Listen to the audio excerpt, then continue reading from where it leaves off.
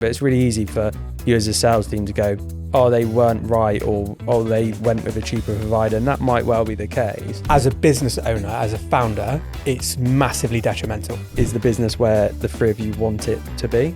At first, I'll probably say no. So you've told him to contact us, right? Yeah.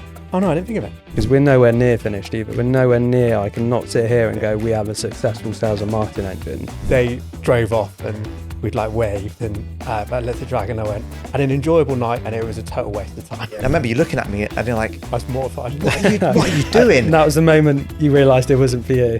That was the moment I was like, he's not having a phone anymore.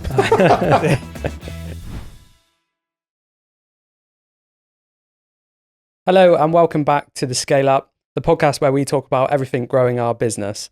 I'm joined by Sam and Drag again today, and we're going to be talking about sales and marketing. So before we get into that, what have you been up to, guys? I've got my passport now, which is a good thing. Actually, it wasn't me who had the passport issue, it was my son. But anyway, one of my clients has got a place in Spain, and he invited me over there with a few other people from his company. So yeah, I went over there, spent I think 4 days over there. Lovely. Worked a few days, took me out in the evening, which was quite nice. Just nice to kind of connect with the client. Yeah, it was good. Messy? It was, no, it wasn't messy, no. no Nearly messiness, no. Just drank Coca-Cola. Yeah, 2 beers a night. 2 beers and that was it. Perfect. What about you, Sam? Yeah, not loads. Just enjoying the nice little heat wave that we've had over the past few weeks. And getting some golf in, getting some family time in. I don't know if we said on the first pilot that you had recently become a dad. Probably didn't. Sure, they saw it on your face, but the bags in my eyes and stuff. Yeah, You look tired. But Sam. most of Sam's life is now taken up by an 8-month-old. So a lot of running after her, I expect. Yeah, not running yet, thankfully. Yeah. But it's all changed every. Me and my wife say every kind of week or so, just something new happens, and it's just about enjoying the moment and just letting it play out in front of you, really. Well, the good news, apparently it gets worse. No, sorry, it does get worse. It just gets different. Everyone says it doesn't get harder, it doesn't get easier, it just gets different. It does, yeah, I'm joking. Different good, different worse. Yeah, it is. I don't know if eagle-eyed viewers might notice we were in a similar setup last month, but we thought it might be calling out our marketing exec and office administrator for our podcast setup, which Simon's done a great job of making this area behind our cameras look really nice, but we're currently looking up and we've got a curtain with a curtain pole kind of bound together with some masking tape. We've got holes in the wall everywhere where they've tried to put some brackets in. Yeah, I didn't glue. actually know that you needed to drill 4 separate holes and use one of them to put up a curtain. Where was that? Up there? Up there, yeah, okay. behind you. There's literally like hole. Our landlord is... He's going to love that it, inventory at the end is going to be something different. They're a talented team, but not so much on putting a studio together. But you might see small iterations as we go forward where we're bringing stuff together. So on to the main topic of today then. So we're going to be talking about sales and marketing. I suppose, specifically we thought it'd be interesting for our audience in the fact that, how we got this off the ground, what did that look like? And I think it'd be quite cool to go through this from a kind of chronological order and kind of go through each of those stages and what that looked like from growing the business in terms of new clients, and talk about all our thoughts and feelings and learnings and share that with everybody, really. So, like I say, starting from the start, let's not start from the very start, actually. How would you both summarize growth so far? I think the first, probably 18 months, slow as expected because you're a startup. And then, I don't know how long, probably 24 months onwards, that's when it started to kind of ramp up, I would have thought, looking back. I think the first 18 months was kind of a hard one. I think actually, no, up to COVID, wasn't it? And so those first 18 months kind of, was it a priority for you, or was actually building the service and the product the priority? Did you care? So I remember when I said to Sam, right, okay, let's start looking at getting sales in. And he's like, well, before that, we need to make sure we've got the service desk kind of element nailed down. And this before I kind of came on with you. And you were like, no, we need to make sure everything's in situ rather than getting the clients in and we're like, right, okay, what we're going to use for as a service desk, what we're going to use for our kind of RMM tool, all this kind of stuff, which I didn't think about. that's why Sam's quite good at this. He thinks of it more. Can't even think of it properly. Yeah, logically or logically. And he's like, no, we basically need to look at how we're going to support the clients. I actually think that's one of the biggest things you did get right in that stage, and even when I wasn't in the business, but obviously being your brother, I remember when I spoke to you about that in those early stages in your business plan and those kind of things, and it was always very technically focused. And I remember thinking and saying, there isn't a lot in there operationally, there isn't a lot in there financially, there isn't a lot in there sales and marketing and all of these things. But actually, I think you probably got that right in the fact that it was, we are only going to get this off the ground with referrals. Let's be honest about that. It's going to be people that, want to come across to us because they know our names and who we are in the industry. Let's make sure we nail that from a service and product perspective, because that's going to be a lot more powerful than trying to build some level of sales and marketing engine and getting out posts and building your brand and all those kind of things. And we're talking really early stages here. And I'm kind of speaking for you, Sam, but I think that's something that you actually did really well, because you can't sell and market a product you don't have, ultimately. Yeah, I mean, one thing that Ollie's said since like day one is that sales is much easier when you believe in what you're selling. And I would love to say that I focused on those things because they're my strengths, but I don't actually think that was why I focused on those things. I think my mantra at that point was, if you build it, they will come. And we just had to be delivering something different. It was a lot easier back then with, you and I were we weren't very busy. I remember we were playing chess at points and stuff like that.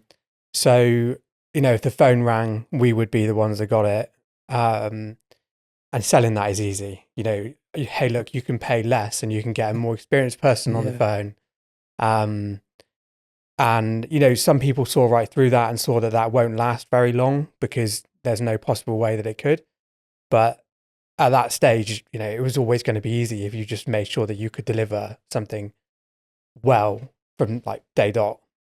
What I didn't want to do is, first support call, can't get on your machine, can't do all the basic stuff that, people often take for granted that a business has. So yeah, those first kind of, I would honestly say 6 to 9 months. I was about to say, Sam actually he's actually researching it for like six months I'm like, Sam, can't we just like start? Because no, I need to like kind of nail this. We want to make sure the product's perfect. So when someone does come on, we've got not the cheapest product or the most expensive, the product that works for us. Because like Sam touched upon previously, you can't just get software off the shelf that's targeted for MSPs, because it's more targeted at the kind of the US market. And Sam's like, I'd rather pick individual products that serves us, that's one individual service desk, rather than having one thing that fits all. And it doesn't. We've tried it, didn't we? And it doesn't work. Yeah, I mean, I don't want to name specific products for multiple reasons, but you often find if you get one tool that does your contracts, your quoting, maybe it's great for those two things, but for your service desk, suddenly your users are getting this whole gump with their tickets where they don't know what information is actually a priority for them, and it's not the best client experience. So for me, it was about finding what's the best service desk, what's the best contracts tool, what's the best quoting tool, and then building integrations between them, so that we have a bespoke service offering that we can then build upon. I think that's definitely still one of our strongest selling points, is the fact that we haven't gone in that bundle it all together under one product because it's easy for us to manage. We've gone, what are the best solutions in each of those areas? Because it's very unlikely that no one does everything well. No, exactly that. And actually being able to automate and make it more efficient for us, we have done that over time. But the priority was what's the right tool for the client, not is what is easiest and what is most automated and efficient for us to pick up. I still feel like we keep that mantra today from what you've started from right at the beginning. And I guess why I'm such a big advocate for what you've done, even looking back, is that's your best sales method, though, isn't it? Delivering for the clients that you've got, because they're the ones who are going to refer you. Yeah. Not whether you've got a snazzy LinkedIn account at that time. Like, that comes later, but at that time, you are going to get referrals if you've built something that's genuinely great. Yeah, I mean, every industry, business within those industries approaches problems differently. And, we went away last month, and I got to spend some time with some friends, and one's an MD of a surveying company. And he was talking about how they pull data from all these different referral engines and how they're, basically finding clients all the time. But with us, we would say 5 clients a year is a success, obviously depending on their size. But, so we don't need leads piling in at the door of this huge marketing network. They're bringing in all of these referral sources, understanding their data. They've got BI in the house, and they're really looking at how their business is growing and using data to do that, which is great. But, it's just not relevant to a boutique professional services, which is kind of where I would earmark at early stages, especially at the early stages. Getting your name out there to 1,000 people in LinkedIn or whatever you're using, largely irrelevant, because the level of commitment that you need from them to essentially move their IT is massive. Yeah. You need a really deep relationship. So actually, you're only going to be able to build that with 10, 15, 20 people, and you've got to have the proposition to back that up. Yeah, I mean, that's the worst thing you could do, isn't it? And it's what a lot you can easily do is concentrate so much on that sales and marketing, but they go straight back out the door, or they don't refer others, and you're struggling to get it off the ground because of that. But it is bold, and it is against the advice just to go, do you know what? I'm going to concentrate. I'm a small business. I've just started up. What I'm going to do is absolutely nail the service and the product side, and I will grow into the rest of it. But I don't need to get 100 clients tomorrow. I just need a couple of new ones to keep growing, a couple more, and that amplifies and compounds, and suddenly you're off and running without having this moment of sales and marketing. I ran this SEO campaign, or I ran paid ads, or whatever it might be, and I just had clients knocking at my door left, right, and center. That just hasn't been the case with us throughout the whole time. It's been very referral, service based, building our network that has brought businesses in.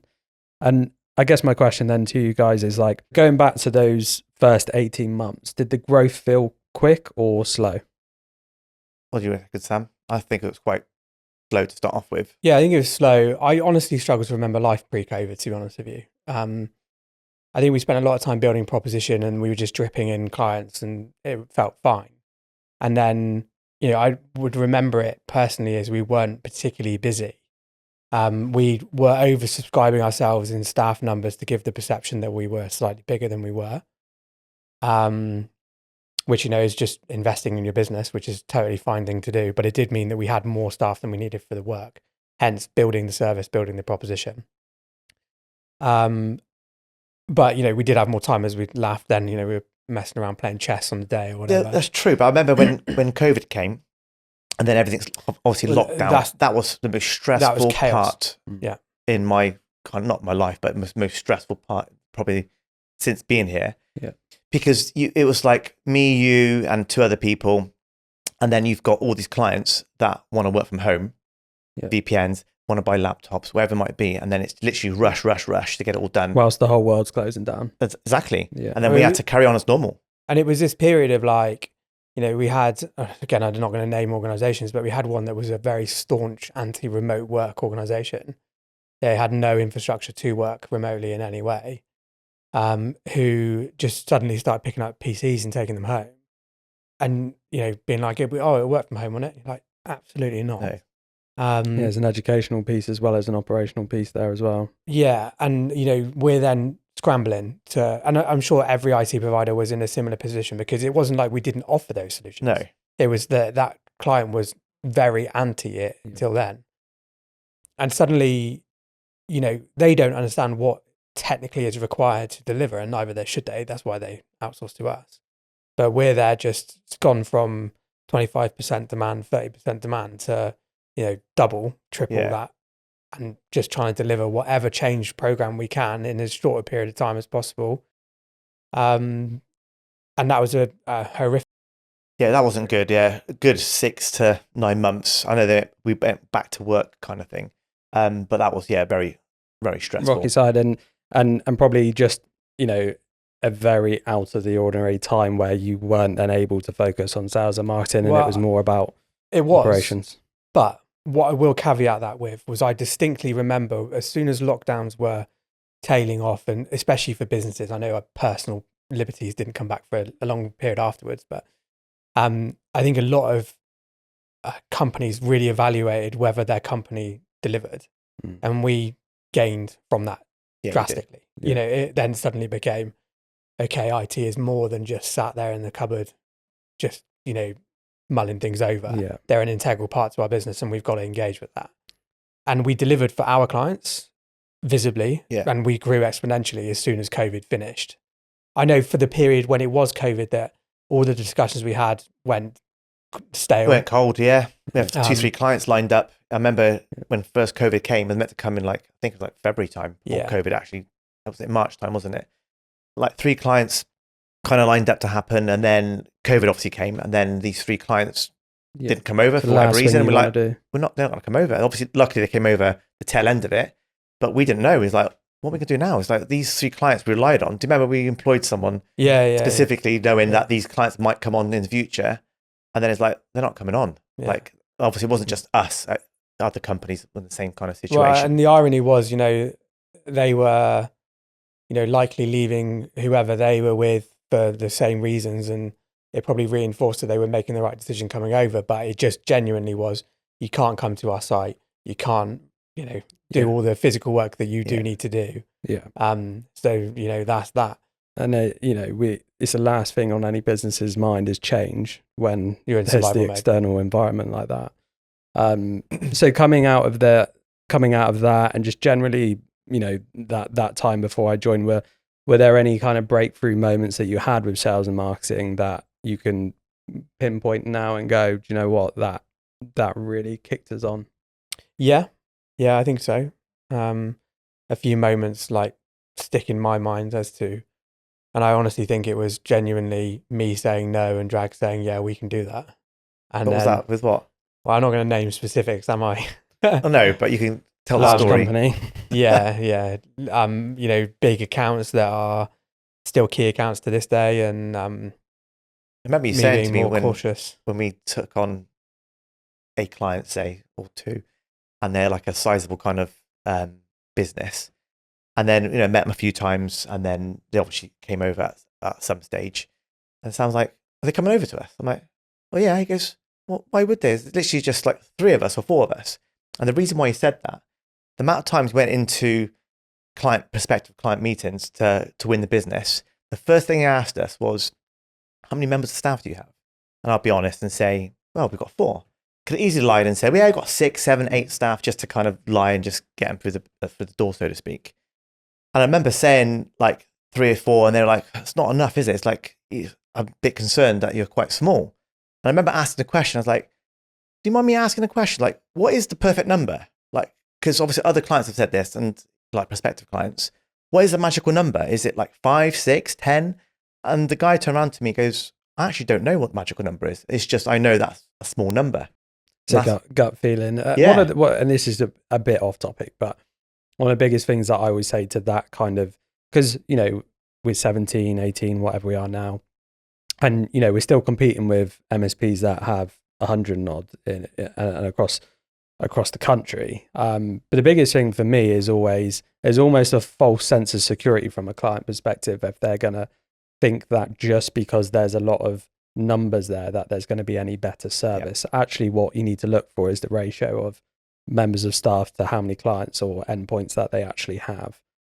Because, if say we had 10 people, but we had 20 clients, and somebody else had 100, but had 700 or whatever it might be clients, then our ratio is going to be better there for you. So I think in all honesty, at that size, it's a different question.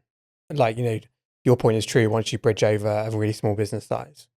But it is genuinely, if one of you's on holiday and you're ill, then you're going to be scuppered. But those early days ones where they took a punt, and ultimately it probably was we didn't have the overheads that we have now. We could undercut to get in the market, which is how everyone does it. And then they've worked with us to transform with us as a business, and their service has transformed as part of that, and they've been great throughout that process. Great company, and we've completely transformed their whole kind of infrastructure. But the one that wasn't the one that got me. The one that got me was we had a company who was just nagging at us and nagging at us. They want us to do their IT. They want us to do IT. And I was like, absolutely going nowhere near that. No chance. That's so much work that I haven't got enough lifetimes in me to do that. And Drag was like, oh no, it'll be fine. It'll be great. We'll love it. It'll be amazing. And we went out for a meal in Bath, and they took us out their treat. They were trying to woo us. I won't name titles, but it was like an IT representative and a finance representative. And they were asking like, have we got 27,001 and all of these questions? And we were like, no. And we got like half an hour into the meeting. We were like, there's no way they're going to go with us. There's absolutely no way. So we just reverted to type, had way too much to drink, and just enjoyed a nice meal. And they are lovely people. They still are lovely people. We had a great time. But we left, and I remember we left the meal, and they drove. They weren't drinking like us. They drove off, and we'd like waved, and let the dragon. I went, had an enjoyable night, and it was a total waste of time. Yeah, I remember you saying that. Like, no chance we're getting that. Yeah. Waste of time. And then like a week later, they were like, right, so when do you want to start? Yeah. And I was like, nope. But that does sound like a breakthrough moment, because it certainly doesn't happen too often. But no, and that in particular business, I will hold my hand up and say that's one of those instances where we weren't being brave enough. We had all the faculties to deliver on that. We have delivered on that contract tenfold. Your concern was that we might not deliver.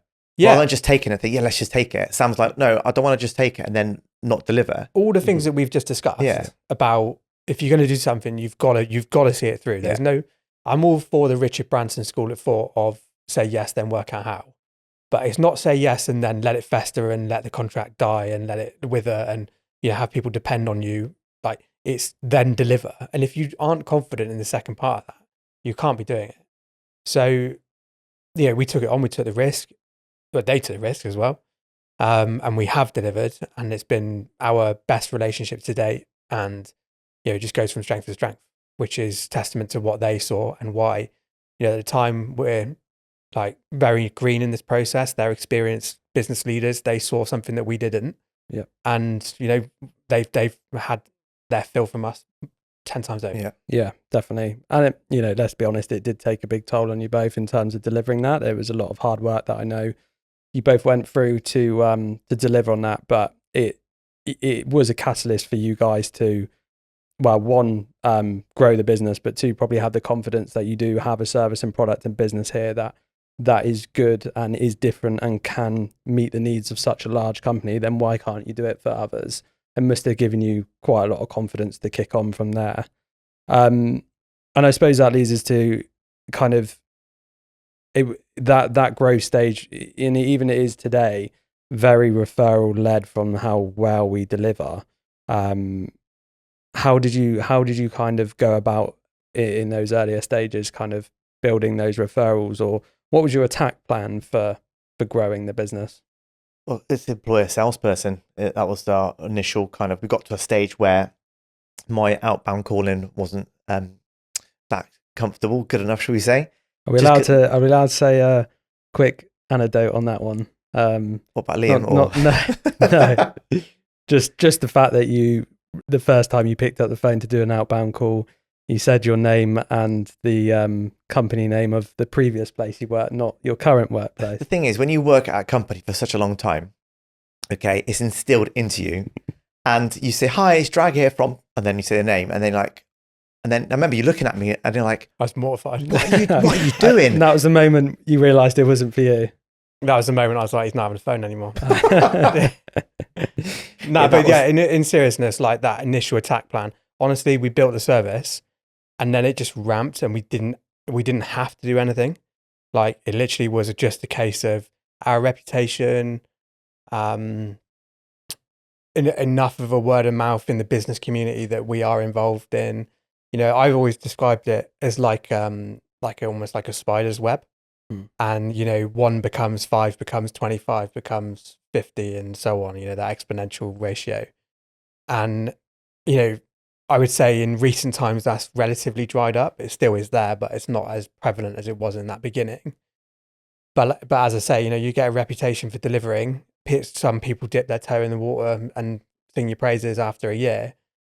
Suddenly the accountants referred you to the other business the owner owns or whatever else, and you're in this business network that then carries you from that time.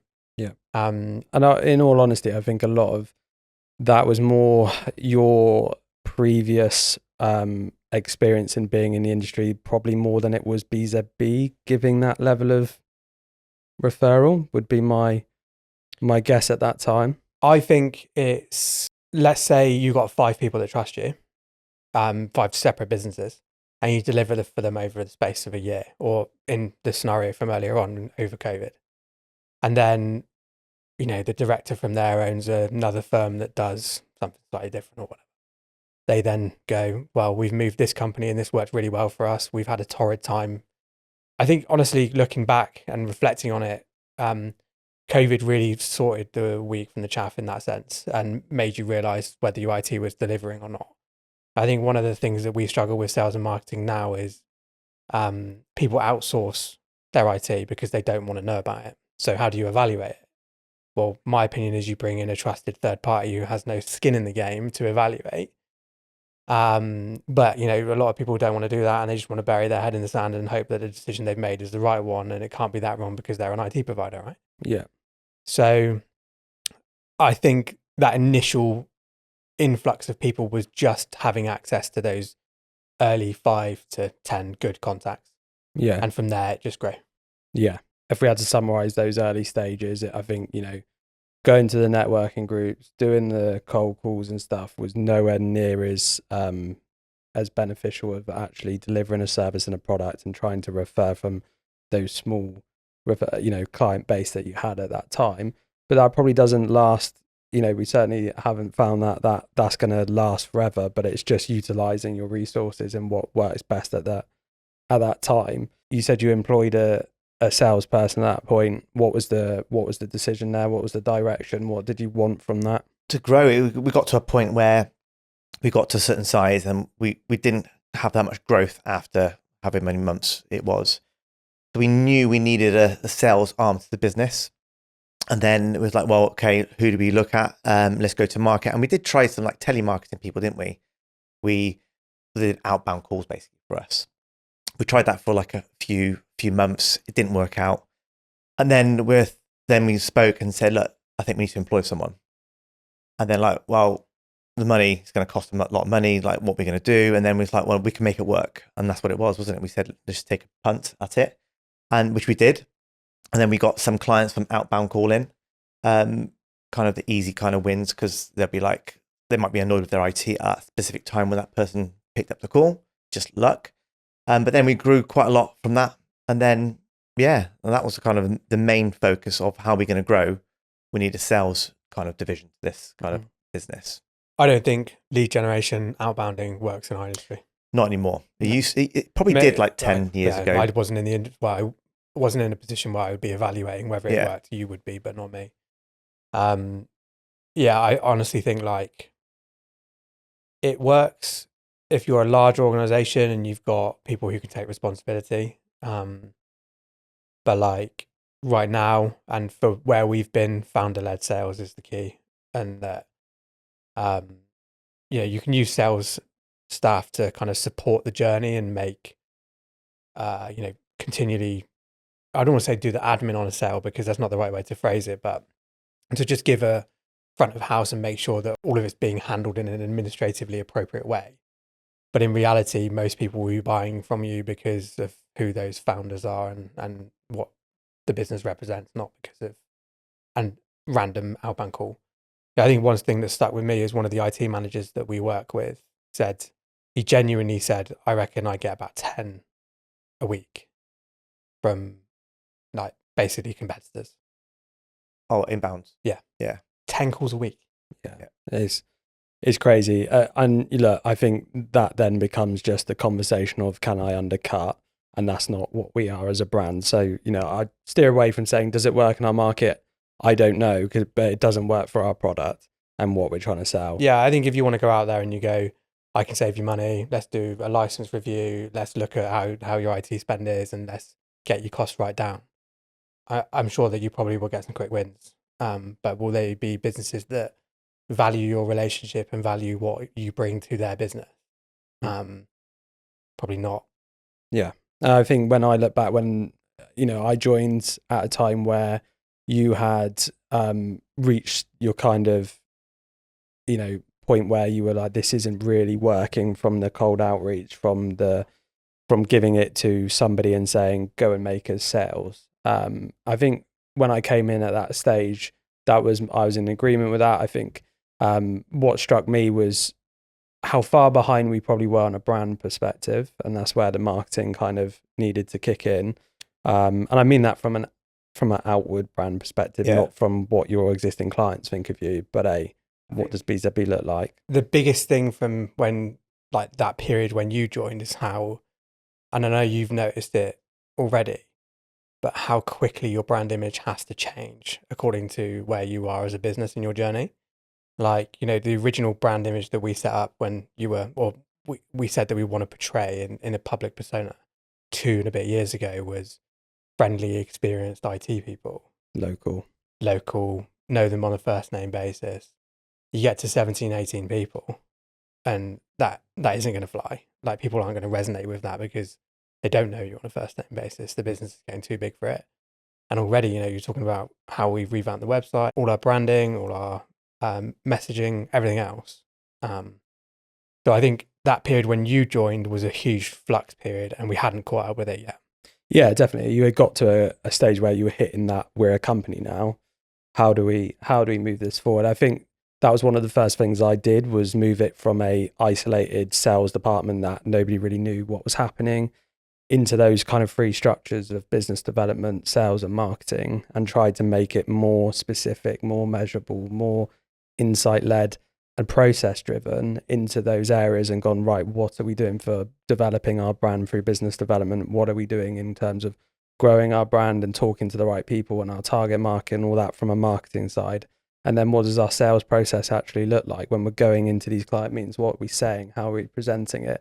Actually, I think, going back to your original point, founder-led referrals is great, but to me, it's, if you want to build a sales and marketing engine and something that's really going to kick you on, particularly from this point onwards, is about multiple channels. It's about getting all of that right. And that sounds really easy just to say, let's get it all right. That's why we thought to get someone else in, just because it's not our bag, is it? And we said, look, Jack might be interested. Come in, have a chat with us, interview kind of stage. And then we knew you could bring a lot of value to it. And it was like, we couldn't do it anyway. It's not our kind of strong point. Yeah, and that takes a level of great strategic thinking from you both to go, actually, this isn't maybe where we want to go, but this is where the business is going, and we want the business to go that way. But actually, if I pull myself off that way, then the tech's going to drop, or if I pull myself off that way, you're going to go, existing clients aren't going to get looked after as well. So, that's still, a good strategic director initiative to do. I think the as you've rightly pointed out in the past, the touch points in a marketing sense to actually get a lead to the point where you can actually pitch is like 260 or something. It's massive. Especially in our industry, and like I say, that's what I mean, because it's so trust-based. It's so trust-based, yeah. And I don't think, in life there's any like magic pill, silver bullet that's just gonna, this is the correct way to do sales and you will have a revolutionary business if you do it. No. It is just all about like covering every base as best as you possibly can. And it's almost a war of attrition, isn't it? Mm. It's just keep at that millstone, keep going and do as much breadth as you can, because it's all working. But it's just always been very successful. But it's all in terms of the effort you put out is going to be unsuccessful. And the more strands you can do, but it's also about not just going, here's a load of strands and it's rubbish quality. It's taken us a long time, 2.5 years, to build a team in those functions that are able to push out quality content, quality processes, quality insight, quality iterations, all of those things. to enable us to go, okay, the wheels are starting to move, because we're nowhere near finished either. We're nowhere near, I cannot sit here and go, we have a successful sales and marketing engine. We have the foundations built, and we're starting to move in the right direction. Well, that's what I mean by when I say sales and marketing as a separate discipline doesn't work. I mean, it doesn't work at our size in the same level that it will when it's bigger. Mm-hmm. Of course, like, you know, if you've got like a £10 million turnover business, they're no longer going to be founder-led sales, right? But and they will then struggle with the transition to building a team that can deliver.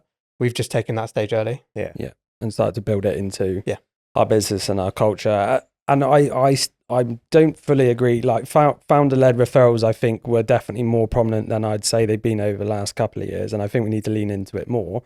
But I think like our service on our brand is getting referrals, and they're by far the most we've seen in terms of growth has come from actually existing clients. Down to trust, isn't it? Down to trust. Yeah. Someone referring you to, you know, a good electrician. Yeah, I'm this person here, and then then it's the same as IT. Someone refers you, they put trust in you because they work with you. Yeah, that's like you said, Sam. Outbound calling is changed. It's not the same. You might get low hanging fruit every now and again, but you're not gonna get that. I think whatever you pick up from outbound calling, in reality, isn't going to be a good fit for our specific service. But you mean like down to price point? I just think, you know, ultimately the terms on which you're competing for outbound calling will be against the way that we're setting up our value proposition. Yeah.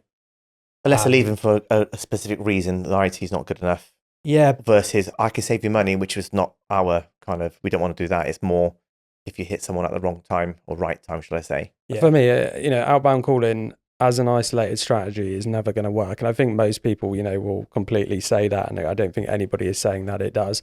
I think outbound calling as part of an outreach strategy can work, but you have to do all the legwork, and you have to understand that who your target market are, what their pain points are, who do they trust, where are they, how do you speak to them, how do you build that trust, so that when you drop in a call, you drop in a direct message on LinkedIn or whatever those things that sales teams do, they actually pick that up and go, oh yeah, I met that person at an event, or I seen their brand on that advertising or whatever. And that's where the marketing side comes in, that actually you've grown the brand enough that there's something there when you're going into the outbound calls, rather than just a blanket, I'm just going to call everybody up and hope for the best. Hey, look, would you like IT? Work. Would you like IT? No, next question. Yeah. And like Sam said, one of our clients said that they get 10 a day. There's no way you're getting through a week. A week, sorry. How are you going to compete with that? Like, you're not add that to the 11th now, and then... Well, I mean, you're not going to engage with 10 calls a week, are you? No. So obviously that's a lot about like what we did in those early days and how we've adapted, often like pre-you, like, but now it's very much your responsibility. Yeah, it's definitely on my shoulders now. You know, I said earlier, but I think the most important thing that I did when I initially came in was split it all out. And actually, it is a big world. It isn't just saying, oh, sales and marketing, like it's a small function that you're just going to crack with one person doing one part of it. I think, you know, I realized pretty early that to be able to deliver on the 280 touch points or whatever it is and build that amount of trust, and then actually get them in meetings and talk to them and talk about a proposition and get that over the line, it's a hell of a long process. And splitting that out into those three functions, like I said, business development, marketing, and sales, allowed us to go, okay, these are the areas we need to focus on and what's specifically in there, and employ in those areas. So we have one person in each of those functions now that is dedicated to making that work. And ultimately, you know, we've seen, you know, we as we said on the last month's episode, we've seen 70% growth both in turnover and staff. It's pretty closely aligned. I think I couldn't put any new business down to one of those channels. All of it has come from various different places. We've won some through events, we've won some through referrals, we've won some through organic search. Inbounds, wasn't it? Yeah, inbounds, outbounds, you know, outreach. So we've done tenders. So it's various different things. So I can't sit there and go, oh, that's a really important avenue that you need to go after. Actually, it is about hitting the all angles if you really want to grow your business quickly, and being specific in the responsibilities of those roles. And for me, I think one of the main things again around that time was I don't like strategies being long term. I like strategies being short to medium term, and that's probably not the right thing. But I find when you do a long term strategy, it all just becomes nobody really knows what's going on. You're not really delivering against anything particularly measurable, and it becomes way too far fetched and far afield. So building a strategy that actually focused a lot more on the short and medium term, focused a lot more on output rather than results, and saying we are going to go and do the right things and we're going to measure ourselves on it. We're going to be specific on it. We're going to be consistent on it. I think has allowed us to iterate and learn a lot quicker than if we went, right, what's our 3 to 5 year strategy here and how are we going to do it? It's actually breaking it down into much smaller chunks and saying, okay, how are we working against that and constantly changing, constantly. Do you think that's because it stagnates? If you say, here's a 5-year plan, then you know what I mean? You're not... You do nothing for 4 years and then you try to do it well, yeah, exactly. So it's quite it's a good idea. There's even wider economic things that are going to impact that you're not going to foresee. I personally think the hardest thing about goal setting, especially in like the longer term, is that you've never done this before. So how are you to know the results of what you're doing? Yeah. So if you say, I want to go to X like turnover. Yeah. And you set that goal for 5 years' time and you achieve it in 2. Yeah. Or more dishearteningly, you don't. And you're there like, okay, this is a completely unachievable goal that I set myself and it's an insurmountable target that I'm never going to get to. Yeah, definitely. And things in technology, new technology comes in that you've got to pick up and learn. We say to guys all the time, you've got to learn it. We don't know. That's the whole point in this. And it's not just sales and marketing, it's across the whole business.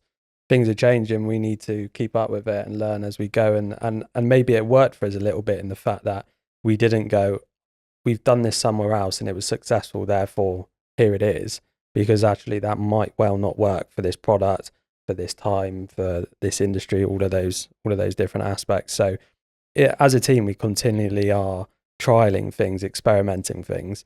But the one thing I would say when you are doing those experiments is it has to be for a purpose and it has to be with actual measurable outcomes. It can't just be we're just chucking up something and seeing if it sticks. It does need to be built into a strategy. Would you say that it's hard as a director to be able to cover all of those disciplines in a way in which it's worthwhile doing any one of them? Could you be better off having 3 resources in one category rather than 1 resource in 3 categories?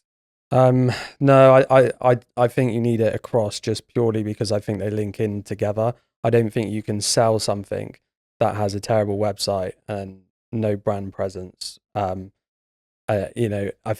do see it as one area, but there's just so much in it that you need to be specific in what each person is doing, and they usually have different skills.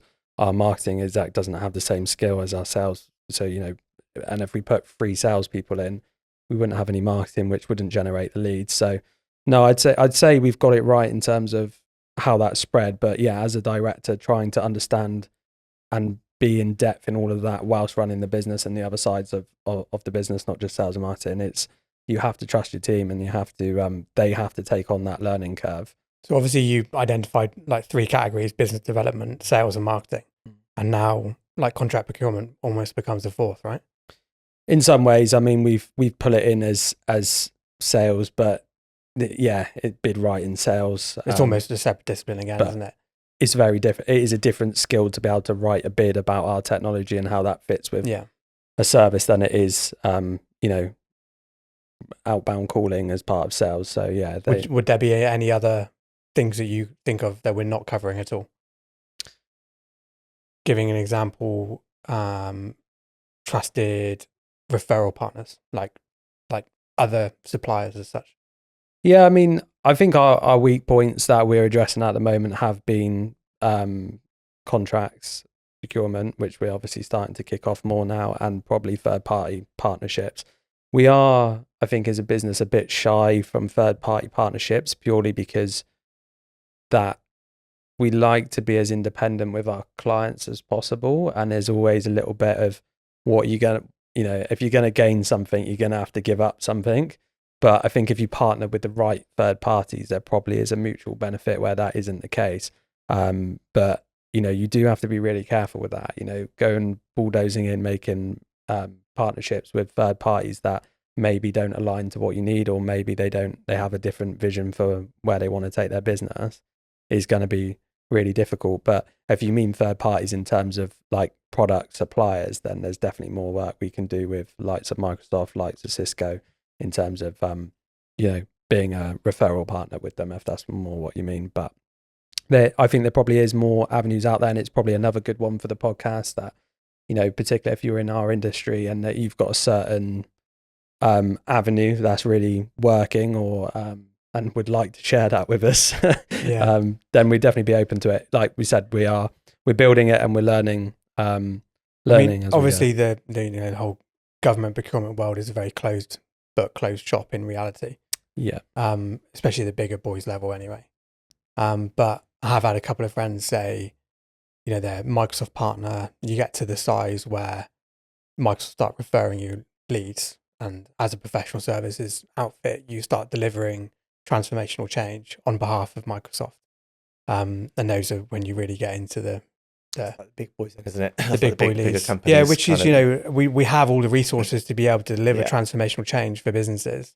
We just have to get our business upskilled, like technically, to get to the point where we're in that market. And again, I see it as another channel. Like that is just another channel. Mm-hmm. And the more of these channels that you can have and you deliver well, I think something that we've tried to focus on a lot is obviously, like I said, the quality of it, but also not just chucking money at random things. Like, we do organic where possible and output from our business. Obviously it's expensive for us to provide it from an in-house perspective in employment, but, again, it's another one for the audience in terms of those channels might work, but we've steered away from expensive marketing campaigns. We don't run advertisements on LinkedIn or do pay-per-click or any of those things, because they do seem very expensive for what they're doing. And are they going to bring that level of result when actually you need multiple touch points? From what we found anyway, it's not just a one touch point is gonna get you in a sales meeting. It's gonna need a lot more to build the brand than that. I think, like from a progressing sales and marketing perspective, one conversation I know we've had recently has been around how we do need to empower staff to chase that business. Yes. That's one of my points that I was going to bring up, was everyone is responsible for the brand. Which I don't think, they might be responsible for the brand and, channeling that, fine. But I don't think that we necessarily have got it right in the sense of everyone championing it from a commercial perspective. Mm-hmm. Like, I think, I had a conversation with someone the other day and they were like, my cousin works in a business in Yate and they outsource to one of our main competitors and they're really unhappy with the service. And I'm there like, yeah. So you've told him to contact us, right? Yeah. Like, oh no, I didn't think of it. Yeah. Yeah. How do you actually get that point across? Because obviously we said that to all the staff, and they just forget. It's not, you know what I mean? It's not like, I think OKRs would be, for everybody in the, listening to this, we've just tried to kick off OKRs, objectives and key results, as a kind of way to bring together the communication of the business and go, as a leadership team, this is where we want to take things, and communicate it much quicker and easier through the business. So maybe something that we could build into there is more focus on, we want to grow. You all want to grow. We've all got that in our OKRs. This is where we want to go. We know the benefits across the business if we do that, but you are absolutely part of that, and you are somebody who can drive that. Even if you're a first line engineer, there will be loads of opportunities throughout time where you'll be able to refer to business if you've really got it in the top of your mind. I know personally, like I've seen myself, I can give you 2 examples in the past month where I saw a company that I used to do work with almost a decade ago post that they're looking for an Azure solutions architect to help them with some transformational change. And, you absolutely should just outreach and say, I know your preference here is to employ in-house, but there is an argument that you could get better resource and more cost-effective resource by outsourcing. Is that a conversation worth having? I haven't done that. Like I haven't done that outreach. And another one, I saw someone we had sales conversations with 3 or 4 years ago that just went a bit cold, and they chose to stay where they were because of our size at the time. Yeah. And you're there like, I saw that they started following us on LinkedIn, and I'm there like, oh, okay, I should definitely outreach. I know you wouldn't though, and I haven't, and I absolutely should. Yeah. And that is definitely something. That is definitely something that I need to bring to my game, where those two opportunities would be very sizable businesses that, like, any founder should be pursuing that, and that is a weak point of mine. What do you struggle with, by the way, on that? Is it more you feel awkward asking the question? I think it just comes down to like my personality is like compartmentalized, that I don't get involved in that world, and that has been that from day dot. I've only ever been brought into sales discussions when it's been like for a technical purpose, and I don't know whether it's like putting people's nose out of joint, like, you are fundamentally asking for something, which is a little bit of an awkward situation. I don't know, because whenever I've had these conversations with like, people in my life who I have these conversations with, they often go like, if you fundamentally believe in your service and that it can change their business and, ultimately the way they're working lives, are you not doing them a favor by reaching out to them? Are you not helping them by persuading them that your business is the right business to be working with? Do you not fundamentally believe that? And I'm like, yeah, all of that stuff stacks up, but that just isn't the way the brain works. And when you are in our industry and you are the personality types that we are, I think you shy away from, sticking your head above the parapet and getting out there in the big bad world, which is why the turnover rate in IT companies is atrociously low. It's not because they're setting up these amazing businesses that retain staff so unbelievably well. It's because they're afraid of change. And so I would say that it's a personality flaw why I don't make that outreach. And with awkwardness, isn't it, that you haven't asked for something? Yeah. And as a business owner, as a founder, it's massively detrimental. Yeah. Yeah. No, I think that's true in most businesses. They go there, and we did, and you guys did that before. There's a sales department, they deal with it. But the best companies and the best brands will have all of their employees, even indirectly selling, because they love working there, because they want to talk about their great product, how it fits everybody. And it's just that in our industry, because it's technical and it's a little bit introverted, it's like, if we can break that a little bit and get everybody selling, and that's what we have moved to a lot, and what we're continuing to move to is, let's get everybody on board. Sales is actually the flat, might have technical, we might have operations, finances, but sales probably isn't another column there. It's probably across the whole business. And how do we get everybody doing that? It's a bit like at cricket when they bring out the player sponsorships and only like 3 people get sponsors. And then it's like, such and such sponsored by on the team sheet thing.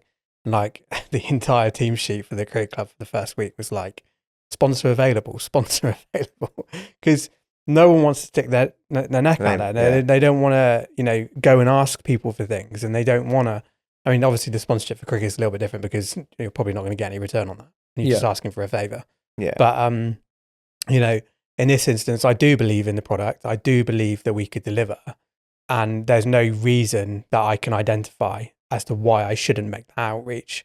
But I can categorically tell you that I'm not the only person who's seen those things, who's had those thoughts and not acted on them. Yeah, I'm included in that. Natural, isn't it? It's normal. You just don't think about it. And there's a little bit of, I don't want to have to persuade somebody to have a conversation with me, because they don't ultimately know from the outset that there is a product or service there that they could really benefit from. I mean, I went out for a meal with an old friend a few months ago now. And he was talking to me about how they're delivering this data platform, and they work extensively in the Azure platform for their clients. And he goes, so I don't know why I haven't had this thought, but we're really struggling to recruit for first line, and you guys could do the first line. And I was there like, oh, I don't want to get involved in this world. Yeah, it's too. Well, you didn't. You just gave it straight to me. I did. Yeah, Jack, your problem. So even I came in, didn't I? Next week, I was like, I've got us a sales opportunity. I didn't do anything. And, fundamentally, we won the contract, we're onboarded, and, we'll deliver everything they need and we'll be an asset to their business. And I'm there going, oh, this is awkward. And I don't know why, but, the amount, as I just said, this isn't just me who has these thoughts. And if we could unlock that in everyone. I find the same. It's the awkwardness of asking for something. Exactly. Yeah. But if you could unlock that in everyone, you would grow at a ridiculous rate. Yeah. Yeah. And it's a whole company to build that sales and marketing engine, not just the people in that function. Yeah. I think one of the best things that we've done from a brand and marketing perspective is I think we got a lot better about talking about whyers, and having that level of confidence rather than talking about, they do, it's common marketing kind of theory, but, we've stopped talking about, and a lot of our industry do it in terms of what the product is, all of the what's and the how's, and actually more about whyers. Why? Because the irony is the what's and the how's in our market change every 6 to 12 months. Exactly. Like, we've delivered completely transformational change for our business in the last 12 months. Our proposition has gone from, on-premise hardware focused to cloud focused. We've onboarded 3 or 4 tools to help us do that. We've written custom scripts, custom applications that help us integrate heavily in our clients' load tenants. of staff certifications, so much stuff. Yeah. So if you're constantly trading on the what and how, I mean, the why is never going to change though. Yeah, and if I look at the why, it's technical quality, as you say, and the authenticity of our journey and what we're trying to do. Yeah. And I think we're getting better. I think we're getting there, and that's really what the future of marketing is going to be. It's how do you explain to your audience exactly why you're doing what you're doing and why they should believe in your brand and your story. And it's going to be so much less focused on those moment in time pain points that they've got to deal with. And even when we're going into sales conversations now, we're talking about their pain points at those times. And I try to remind the guys, like, make sure you talk about that. They're fine, they're moment in time problems, but these are going to continually come up unless you partner with a company that has the right whys. If I had to use the best example, it's the kind of Apple, and it's a bit cliche to use Apple, but they have a fantastic why, and that's why they are what they are today, because you can instantly see in that brand why they're doing what they're doing. They're trying to be that little bit different. They're trying to add artistic kind of nature into their products. And I think we're getting better at that. And I think that's one of the best things I would recommend to anybody who's kind of trying to onboard, kind of going through the marketing of their new startup or their scaling a business. It's make sure you get that why right. And have a good one. And have a good, yeah. And that's what has made it easy for me coming into the business is I've got a great product and proposition. I've got a great why. That I've got the fundamentals there. And I know my role isn't just sales and marketing, but that is and this goes back to your point, what Ollie said originally, you've got a product there. That's the hardest thing. Let's go and sell and market it and move it on. So obviously your involvement in the sales kind of process has dwindled and dwindled and dwindled from a new business sales perspective, from the account management perspective, which is arguably sales, but we obviously as a business don't approach it that way. We approach it as connecting clients with the right technical solutions. Do you miss anything about that, being involved in those early days sales, or are you happy in your lane now? I think I've moved on. I was happy at the time when I was trying to do cold call kind of outbound, but this is probably my preferred kind of role. Do you prefer like doing new business sales or doing existing business sales? Existing business sales, I would say. Yeah, that's where I feel more comfortable. Thing is, if you put me in a room with some prospective clients, that's me. But if you're saying go and sell something, it's a lot harder for me anyway. I'd rather be a warm lead than they are at the second stage now. Can you go and meet them? I feel more comfortable doing it that way. So even like pre and post, like post once you've inherited the account, is your relationship to manage from that point. Yeah. Would you say that that's your bread and butter? That's where you want to be? Yeah, definitely. Yeah, that's my kind of niche. That is. And it is hard in those new business ones. And Ollie, our business development manager, runs those sessions. But I think getting feedback on that and how we've worked through those, you never really get a lot of feedback from clients in those later stages. And even if they're then by then a hot lead, you're in a sales proposal meetings, and the reality is you don't win all of them, and you get very little feedback from them. If you're lucky, you get any feedback, you get ghosted a fair amount of time because people don't want to address the reason why you haven't been selected. And it could be anything, but it's really easy for you as a sales team to go, oh, they weren't right, or oh, they went with a cheaper provider. And that might well be the case. But being really honest with yourselves and being really critical of your process from start to finish so that you can learn and change it and iterate it and make it, if there's, more information that we could have done, we could have made better sales literature. Something, I'll give you a prime example, something that I feel we've slipped up on a lot recently is we feel we have the decision maker in the room, which is kind of sales 101. But actually there's barely ever, even from our business, I'll be seen as the decision maker in any external client, and they'll go, great, I've got Jack, he's the decision maker, but I'm not. There's 3 decision makers, and actually, providing them with sales literature and that story, so they're not regurgitating information from what you've kind of spoken about, and you're basically hoping that they can go and get the rest of the, usually a board on side with you, is going to be an uphill task if you don't know it. So we've looked at that and we've gone, we need to provide better literature for them to go and sell what we've just told them in after the session. Whereas before we would have gone, oh, he clearly wasn't the decision maker. We didn't, next time we'll get more of the board in or whatever. And that's just not the right response.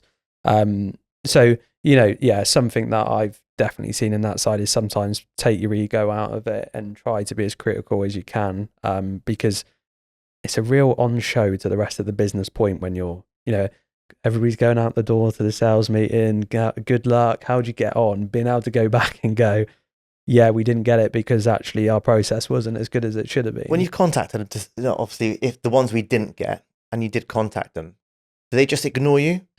Well, like I say, it can some be kind of feedback to say, well, it's down to price or down to some do. Whatever. Most, some do not get back to you. I mean, when they do get back to you, they can be a little bit, tell you what is either the easiest thing, like, we don't have the time to do it right now, we're going to stay where we are, or a competitor came in lower price than you. But all of those things, if you actually get underpin that, you go, well, no, we haven't articulated our value well enough. If that's the reason, then we haven't articulated value. If the reason is that they don't feel like they've got time to move suppliers at the moment, we haven't showed them how easy our onboarding process is and how much accountability we take through that. There's things in there, but they're not going to tell you, Drag, you didn't articulate your value well enough. No. They're going to say somebody else is cheaper. Yeah. So that's kind of my point, is you can't just take the easy way out a little bit and take it at face value and go, they ghosted us, clearly weren't right. You got to do that self-reflection. You've got to take your own responsibility. Yeah, definitely. So I think that's probably a wrap on sales and marketing.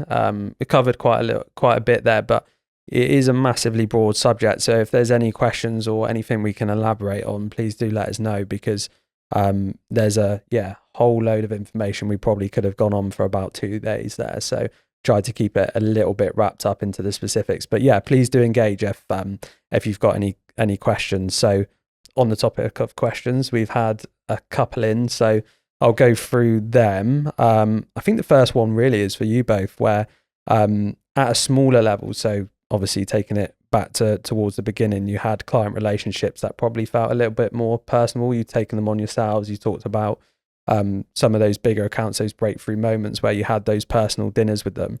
You now have got a little bit more of a sales and marketing engine. The business is bringing in business without you even being involved in it. So how's that kind of changed as the business has formalized and grown? And you don't know maybe the new clients that are coming in. Is that a nice feeling? Well, I don't know, to be honest, because I always got involved in all the kind of clients, whether it's you do the meetings and then you do the handover to another kind of account manager. At first, I felt a bit kind of, I want to be involved because I've got my own accounts. And then as new accounts come in, I kind of want to be involved in that kind of journey. But then I've realized there's no way I can onboard all these kind of clients. Like, we've grown 70%. It's impossible I can take a slice of that pie and have a personal relationship. It's not possible. Like I said, just gone back from Spain with this client that I've known for years. and really got on with him well. We've gone out with him for meals before, Sam and I, and you've got that extra kind of relationship. It's not just a normal client relationship. You get contact out of hours saying, "No, do you want to go out on the weekend?" Whatever it might be. I think with the new kind of clients, I do miss that kind of, I'm not involved in that. They know who you are type yeah, thing. like all the clients that we've onboarded recently, they don't know who I am. Not that it matters that much, but before you were involved in every aspect. You want to celebrate with them. You're like, yeah, we come on. Yeah, you just want to just say, oh, hi, this is Sam, Jack, myself. But you said Sam is probably best to, well, it's not possible to have all the kind of clients for you to kind of manage. Yeah, I mean, I didn't get involved from day one, mate. So you've never wanted to be involved. You don't want to get that's your kind of worst nightmare, isn't it? Honestly, I get moaned at for my comms like in every aspect of my life. So yeah, I remember when we went out for that client meeting, we took him out for a meal, and you were like, "Drag, I just don't want to go." Yeah, only because you felt uncomfortable. But then when we went out, you loved it. Yeah, but I'm just socializing is one thing. I'm fine with socializing. Yeah. That's fine. But I'm just a really disorganized person in my personal life. And I actually thrive off that fact. And it's an enjoyable thing for me. I don't often have my phone on me. I don't have any social medias. I live a relatively disconnected life. So I think modern day relationships often built on that constantly communicating aspect. And I just find that I just don't want that in my life.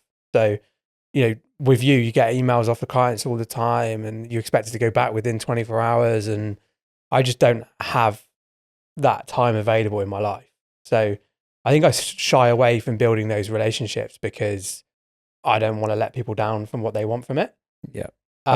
So from my perspective, that personal touch within B2B isn't lost.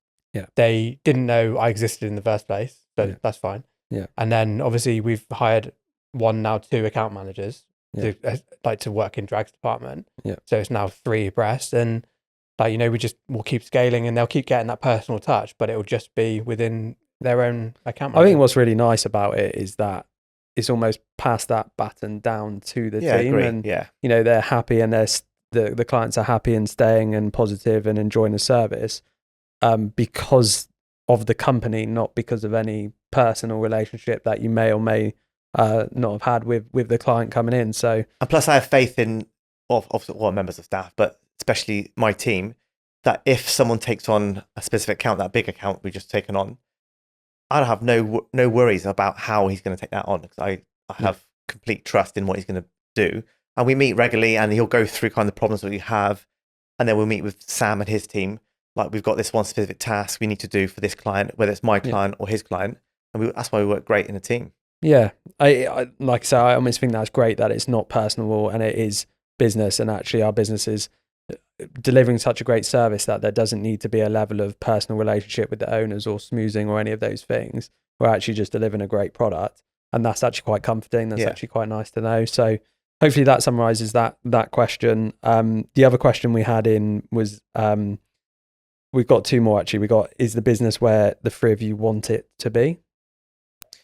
Well, at first, I'll probably say no. I didn't think it would go to this size anyway, but I'm now more on Sam's kind of level, where I do want it to grow, just because you don't want it to get stagnated. You want it to kind of grow. You don't want to get bored. The more clients come on, you said to me, new technologies, a new client comes on, a new task, a new challenge.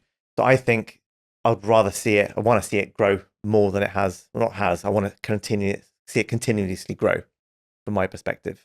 Yeah, and from mine, obviously we've been through the fact that our business is split kind of in, from at least the technical side, split into 3 departments of help desk, relationship/account management, and professional services. And they all have their own distinct role within the service that we deliver.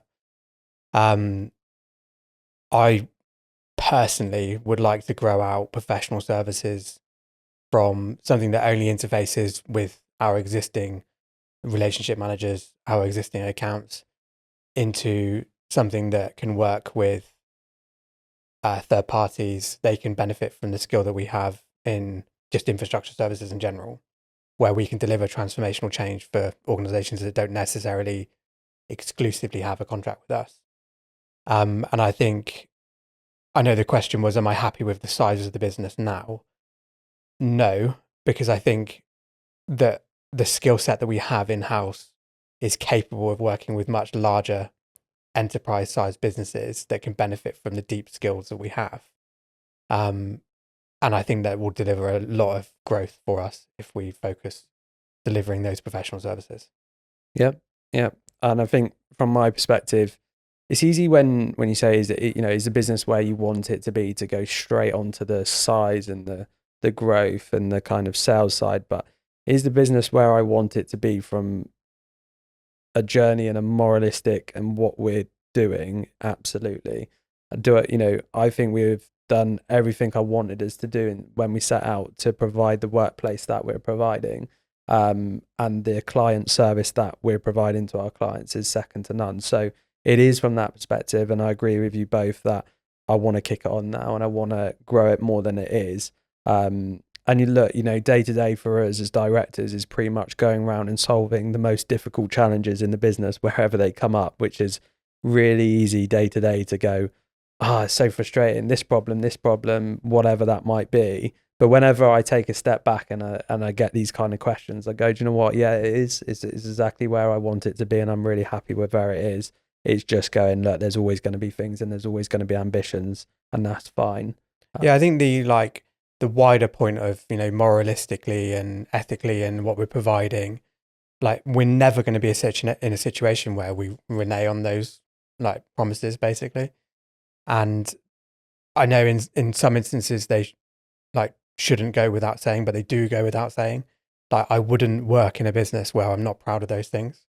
I think that's why controlling a business is so important as well, because you're not beholden to an investor. I know we've branded this as the scale up, but I know we've had discussions about how the organic scale up should have been what we went with. We're never going to relinquish that control. We're always going to have the fact that the most important thing to us, 1, 2, and 3 is staff well-being. It's are they achieving personal growth?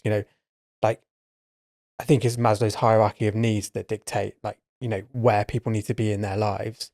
And from our perspective, growth is a hugely important part of life. Yeah, definitely. It's a nice way of putting it, and a good way to probably...